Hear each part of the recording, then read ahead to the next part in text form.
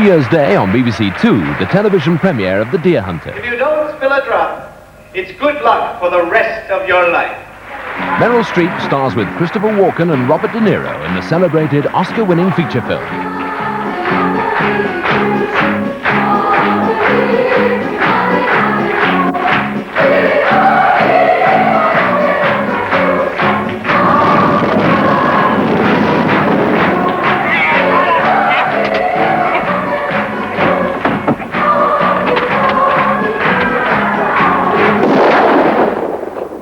The Deer Hunter, on New Year's Day at 9:10 on BBC Two. The film, starting in a quarter of an hour on BBC Two, is The Driver, a thriller starring Ryan O'Neill as the best getaway man in the business of crime and Bruce Dern as the detective who's determined to prevent him from getting away. The news is next here on BBC One in just over a minute. The new world of entertainment on BBC One brings the continuing story of family conflict in By the Sword Divided. My Lord, in behalf of the Commons of England and all the people thereof, I do accuse Charles Stuart, here present, of high treason. The Civil War has taken its toll, and in these desperate times, desperate measures are needed. This court is but a cruel mockery of justice.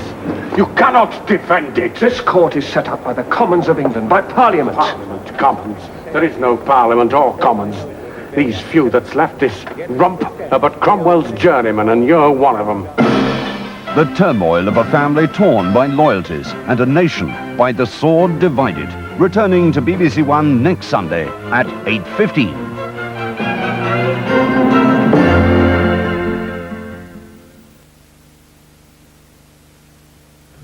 Now, it's just coming up to 10:20 and time for the news on BBC One with Jan Leeming.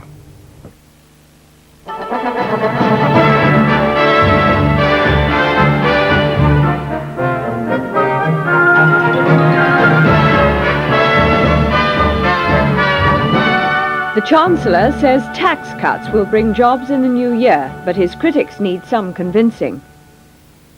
The tightest security ever at Sandringham, but it's all smiles from Anne and Diana. The Old Lady of Fleet Street, a double century for the Thunderer. And Zola Budd, back in Europe and back on form. The Chancellor of the Exchequer, Nigel Lawson, has today committed himself to an economic strategy in the new year which he hopes will halt the rise in unemployment. With 11 weeks to go to the budget, he insists cutting income tax is the way to create real jobs. Public spending must be kept down. Mr. Lawson spells out his plans in an article in today's Sunday Times. It's seen as an attempt to head off criticism about unemployment from within his own party. But already tonight, some Tory backbenchers are expressing disappointment about the article. The Cabinet will meet to discuss economic strategy in the new year. And as our political editor John Cole explains, it's a key test for the government.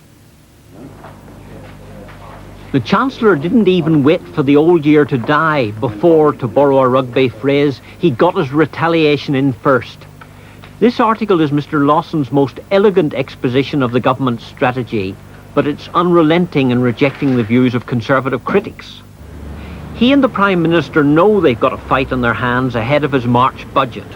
Already backbenchers have forced retreats on student grants and pension lump sums, and they're still angry over housing cuts.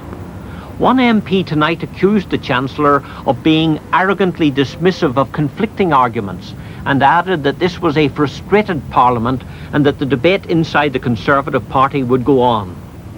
What's really worrying the critics is the government's failure to halt the continuing rise in unemployment. Mr. Lawson predicted a budget for jobs, but his former cabinet colleague, Sir Ian Gilmore, was unconvinced.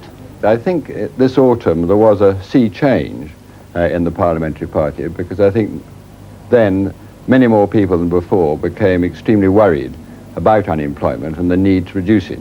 And they thought and think that the government's policies are not going to do that. Secondly, I think there's worries about the government's policy because it is, in a sense, robbing Peter to pay Peter. You get tax cuts, but at the same time you have to pay for them. Cuts in housing, rises in water charges, rises in gas charges, and so on. The kernel of this dispute is about spending and taxation. the Chancellor is determined not to borrow more. Some critics think that with unprecedented unemployment, that's dogmatic nonsense. Others wouldn't go that far, but they'd like Mr. Lawson to spend any money he has on public works to provide jobs rather than on tax cuts. Mrs. Thatcher made clear her attitude to backbench critics when I interviewed her before Christmas. I spend a lot of time listening, Mr. Coe. A tremendous lot of time listening. Otherwise, I wouldn't get the messages I do. But if people come, it does not necessarily mean that you're automatically going to adopt what they say.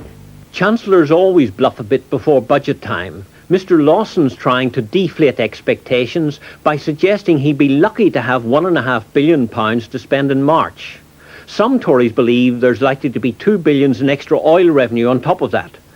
But as well as the income tax cuts that have been trailed so often, the Chancellor will have to find money for a special package of unemployment measures now being cobbled together in Whitehall. Tom King, the Employment Secretary, is chairing a committee of ministers charged by Mrs. Thatcher with finding jobs, particularly for the young. She's backing a proposal by Lord Young to withdraw benefits from school leavers who won't accept training places, but that'll only operate when the government's able to provide enough places. Critics regard this as another attempt to massage the unemployment figures.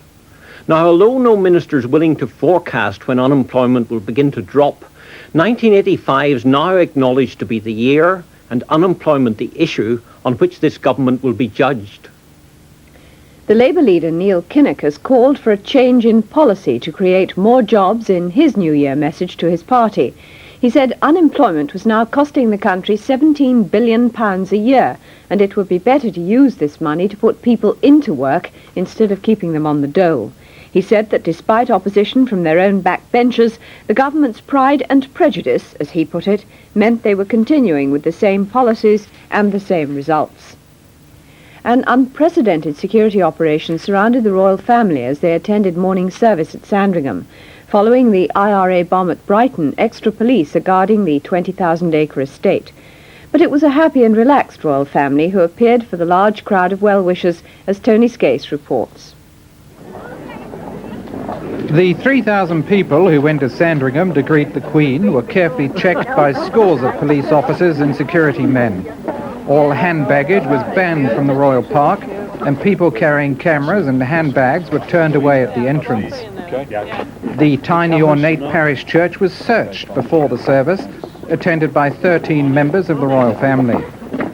The Queen emerged from church, smiling and relaxed, with the Queen Mother.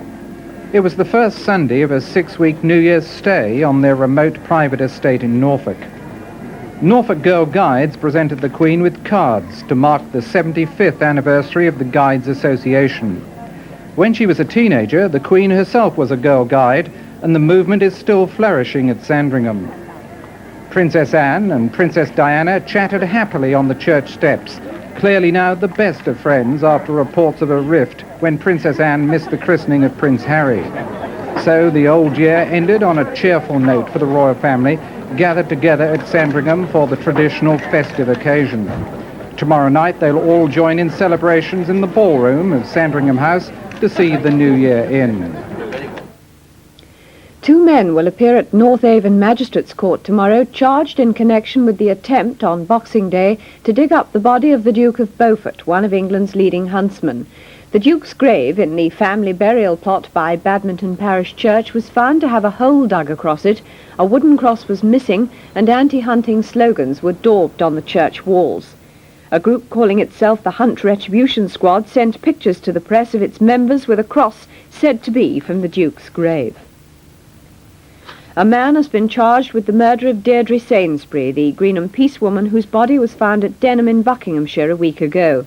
The man will appear in court at Beaconsfield tomorrow. He hasn't yet been named, but it's understood he's about 30 and comes from West London. The teaching unions have reacted angrily to reports that the Education Secretary, Sir Keith Joseph, wants a purge of bad teachers. In a major speech on Friday, Sir Keith is expected to say he wants all teachers assessed and that the bad ones should be paid less than their colleagues or weeded out altogether. But the biggest teaching union says he'll have a fight on his hands if he tries to go ahead with the scheme. I am worried in the sense that it's not dealing with the real problems of the education service. To suggest, as Sir Keith does from time to time, that there are a substantial number of incompetent teachers is grossly to mislead the public. I noticed there was a recent survey in the journal Education which indicated that we're talking of a problem of well under 1% of the whole profession, well below that.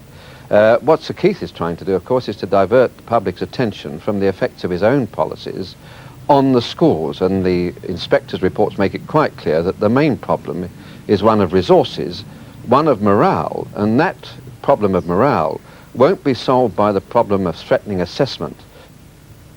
The 2 Britons arrested in Egypt last month in connection with a Libyan assassination plot have been questioned by officers from Scotland Yard's anti-terrorist squad.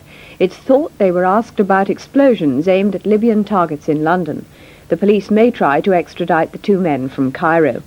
The Egyptians allege that the Britons, along with 2 other men, were a hit squad hired by Libya. Their target was former Libyan Prime Minister Abdul Hamid Bakoush. The Egyptians foiled the attempt and sent the Libyans fake photographs to trick them into believing it was successful. One of the men, Godfrey Shiner, was then escorted to a bank in Cairo to pick up their fee from the Libyans. The other Briton involved was Anthony Gill from Colchester. He's said to have told the Egyptians about other Libyan plots. Tonight in Colchester, Anthony Gill's wife said she thinks the Scotland Yard visit is only routine, but admitted she's concerned. Worried to death, wondering what's going to happen next. Sad, I suppose. It's been a long while since I saw him and spoke to him. Pleased when it's all over and done with. Perhaps we can put it behind us and start fresh then. And you have no doubts about his innocence? None at all, no. Vietnamese troops are reported to have been attacked by Thai soldiers and aircraft when they crossed the border in their latest offensive against Kampuchean guerrillas. The fighting, said to be the most ferocious since the Vietnamese invasion 6 years ago, was close to refugee camps across the border in Thailand. Thousands have fled there from the fighting in Kampuchea, formerly Cambodia, as Christopher Morris reports. Some of the fiercest fighting of the war is near the Thai border, as Kampuchean guerrillas try to recapture camps overrun by Vietnamese troops on Christmas Day. There have been many casualties.